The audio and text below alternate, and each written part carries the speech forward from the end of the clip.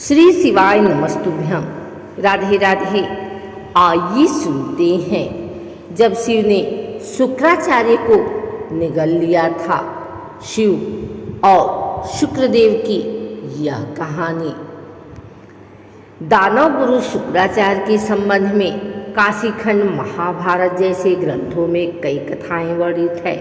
शुक्राचार्य भृगु महर्षि के पुत्र थे। देवताओं के गुरु बृहस्पति अंगिरस के पुत्र थे। इन दोनों बालकों ने बाल्यकाल में कुछ समय तक अंगिरस के यहाँ विद्या प्राप्त की। आचार्य अंगिरस ने विद्या सिखाने में शुक्र के प्रति विशेष रुचि नहीं दिखाई। असंतुष्ट होकर शुक्र ने अंगिरस का आश्रम छोड़ दिया और गौतम ऋषि के यहाँ जाकर विद्या दान करने की प्रार्थना की। गौतम मुनि ने शुक्र को समझाया, बेटे, इस समस्त जगत के गुरु केवल ईश्वर ही हैं, इसलिए तुम उनकी आराधना करो। तुम्हें समस्त प्रकार की विद्याएं और गुण स्वतः प्राप्त होंगे। गौतम मुनि की सलाह पर शुक्र ने गौतमी तट पर पहुंचकर शिव जी का ध्यान किया। शिव जी ने प्रत्यक्ष होकर शुक्र को मृत संजीवनी विद्या का उपदेश दिया। शुक्र ने मृत संजीवनी विद्या के बल पर समस्त मृत राक्षसों को जीवित करना आरंभ किया। परिणाम स्वरूप दानव अहंकार के वशीभूत हो देवताओं को यातनाएं देने लगे, क्योंकि देवता और दानवों में सहज ही जाति वैर था। फलतः देवता और दानवों में निरंतर युद्ध होने लगा। मृत संजीवनी विद्या के कारण दानवों की संख्या बढ़ती ही गई। देवता असहाय हो गए। वे युद्ध में दानवों को पराजित नहीं कर पाए। देवता हताश हो गए। कोई उपाय न पाकर वे शिव जी की शरण में गए, क्योंकि शिव जी ने शुक्राचार्य को मृत संजीवनी विद्या प्रदान की थी। इसलिए देवताओं ने शिव जी से शिकायत की, महादेव, आपकी विद्या का दानव लोग दुरुपयोग कर रहे हैं। आप तो समदर्शी हैं। शुक्राचार्य संजीवनी विद्या से मृत दानवों को जिलाकर हम पर भड़का रहे हैं। यही हालत रही तो हम कहीं के नहीं रह जाएंगे। कृपया आप हमारा उद्धार कीजिए। शुक्राचार्य द्वारा मृत संजीवनी विद्या का इस प्रकार अनुचित कार्य में उपयोग करना शिव जी को अच्छा न लगा। शिव जी क्रोध में आ गए और शुक्राचार्य को पकड़कर निगल डाला।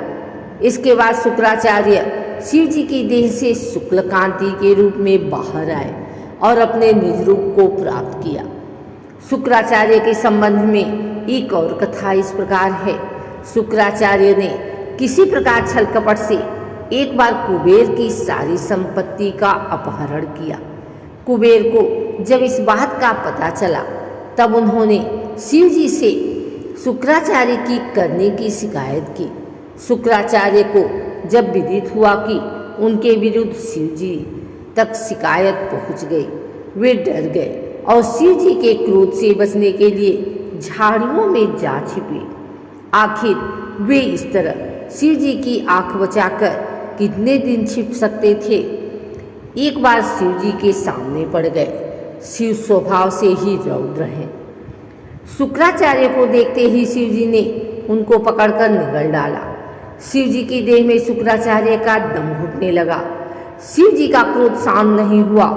उन्होंने रोष में आकर अपने शरीर के सभी द्वार बंद किए।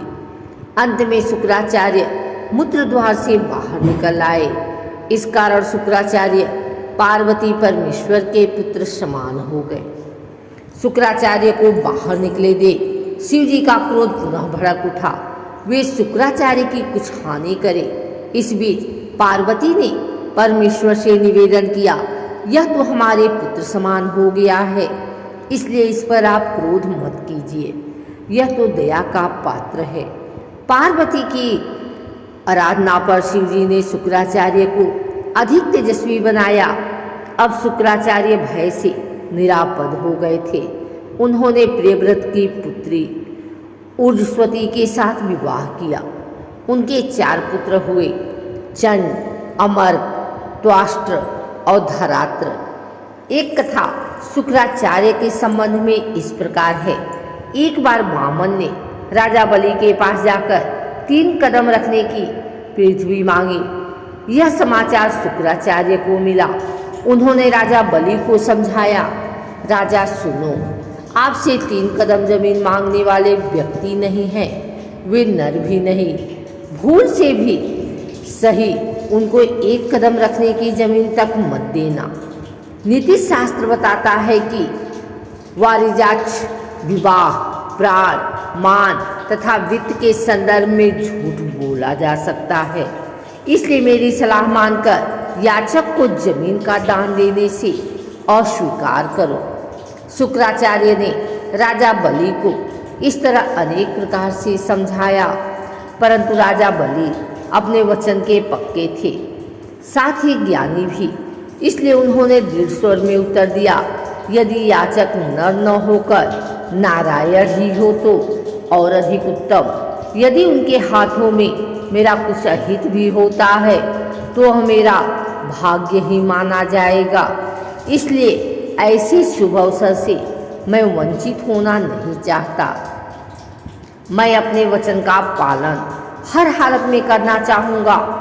यह कहकर राजा बलि ने प्रसन्नतापूर्वक वामन को 3 कदम रखने की भूमि दान कर दी। इससे दानवाज शुक्र चिंता में पड़ गए। उन्होंने संकल्प किया कि किसी प्रकार से राजा बलि का उपकार करना चाहिए। यह विचार करके वे मक्खी का रूप धरकर कमंडल की टोटी से जलधारा के गिरने से अटक गए। टोटी से जल के न गिरते देख राजा बलि ने तीली लगाकर कमंडल की टोटी में घुसेड़ दिया। तीली मक्खी की आंख में चुभ गई और आंख छितर गई। परिणाम स्वरूप दानवाचार्य शुक्र काना बन गए।